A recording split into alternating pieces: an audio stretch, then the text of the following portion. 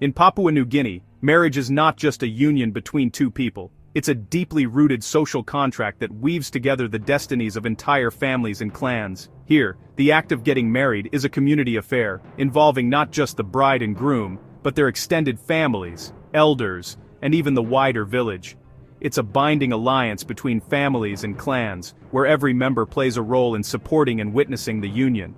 The process is filled with rituals, negotiations, and shared responsibilities, reflecting the collective nature of PNG society. At the center of this is the tradition of bride price, a formal payment from the groom's family to the bride's. This payment, which can include pigs, shells, money, and other valuable items, is carefully negotiated and agreed upon by both families.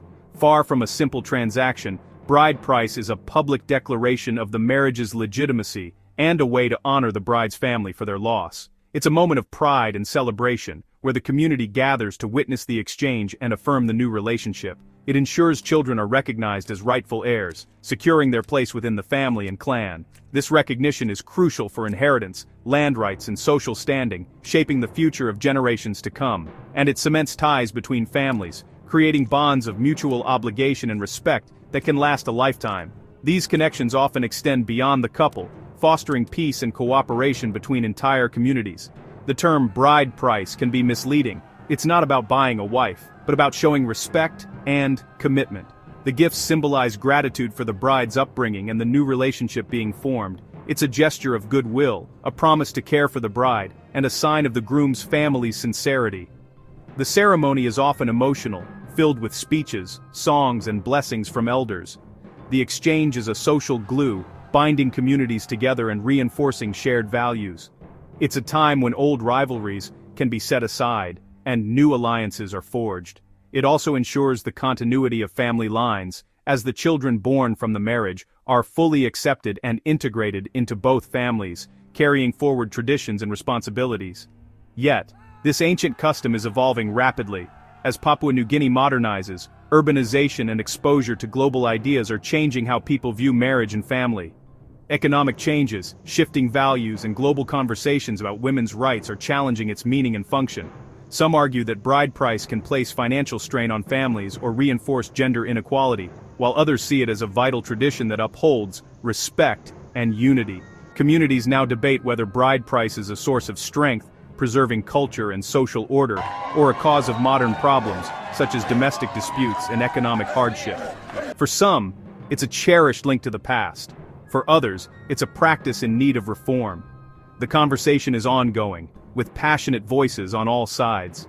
The story of bride price is one of tradition meeting transformation, where ancient customs are being re-examined in the light of modern realities. Understanding it means looking beyond commerce to the heart of PNG's social fabric, where every exchange, every ceremony, and every relationship is woven into the rich tapestry of community life.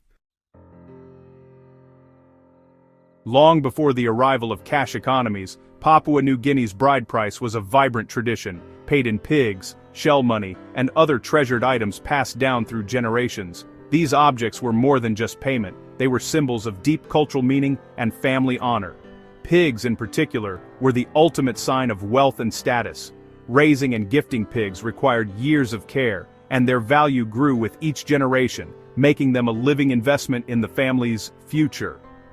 Shell money and woven mats, crafted with skill and patience, carried ancestral significance. Each shell and mat told a story, connecting families to their heritage and to the land itself. These exchanges were not private affairs, but public spectacles.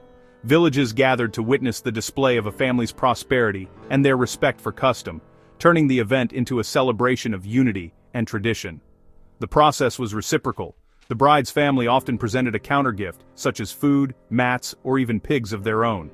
This exchange reinforced mutual obligation and respect, ensuring that both families felt honored and valued. Bride price was never a simple transaction. It was a cyclical relationship of support and kinship, where families pledged to help each other in times of need, forging bonds that lasted for generations. Elders, respected for their wisdom, led the negotiations. Their guidance ensured that agreements honored both families and strengthened the wider community, upholding the values passed down through time. The value of bride price was set by tradition, not by markets or outside influences. Each community had its own customs, and the worth of each item was determined by its meaning, not its price tag. This system wove people together, using tangible wealth to create lasting social bonds. It was a way to ensure peace, cooperation, and a sense of belonging for everyone involved. Bride price was about relationships, not riches. It was a celebration of unity, trust, and the promise of mutual support. Through these old ways, Papua New Guinea built an unbreakable social fabric, one woven from the threads of tradition, generosity, and enduring kinship. The arrival of cash transformed bride price in Papua New Guinea. What was once paid in pigs and shells became a demand for money, fundamentally changing the tradition. Cash payments removed natural limits, causing costs to skyrocket and turning bride price into a financial burden. Today, payments can reach tens of thousands of dollars, pushing families into debt and straining marriages. The sense of community support has weakened, replaced by a transactional mindset. Ceremonies now mix cash with symbolic gifts, highlighting the tension between tradition and modernity. The focus has shifted from respect and relationship building to financial power. Bride price risks becoming a commercial transaction, with serious consequences for families and society. The transformation is profound, and not without cost. Despite criticism, bride price still holds social value for many in Papua New Guinea. It creates a network of support, with families invested in the marriage's success. For women, a well-negotiated bride price can elevate status and secure rights to land and inheritance. The ceremony itself is a celebration of kinship and cultural identity, reinforcing community bonds. Bride price is seen as the cornerstone of a legitimate marriage, offering protection and recognition. Without it, women and children may lack social safeguards. Many families insist on the practice as a public seal on the marriage contract. At its best, bride price is a promise of mutual support and a foundation for new families. The commercialized bride price brings serious problems. Soaring costs force grooms into debt, delay marriages, and create resentment. Men may feel entitled to control their wives, seeing them as possessions rather than partners. This power imbalance can fuel gender-based violence. If a woman tries to leave an abusive marriage, her family is often required to repay the bride price, an impossible task for most. This traps women in dangerous situations, turning a tradition of honor into a tool of oppression. Studies show high bride price payments are linked to domestic abuse. The expectation of repayment denies women an exit, leaving them with devastating choices. Bride price, meant to protect, can become a chain. In Papua New Guinea, the bride price tradition is a vibrant and complex part of life, and women are far from passive participants. Their roles are active, influential, and deeply respected within their communities. Women raise pigs, weave intricate mats, and contribute essential labor to the exchange.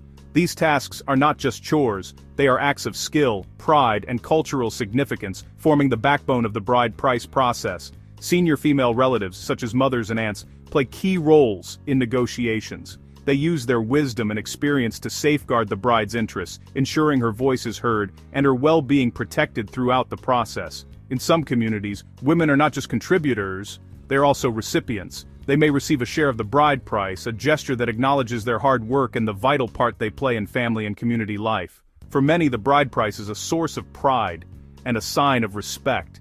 It is a moment of celebration, where women's efforts are recognized and honored in front of the whole community. Yet the absence of a bride price can carry a heavy social stigma.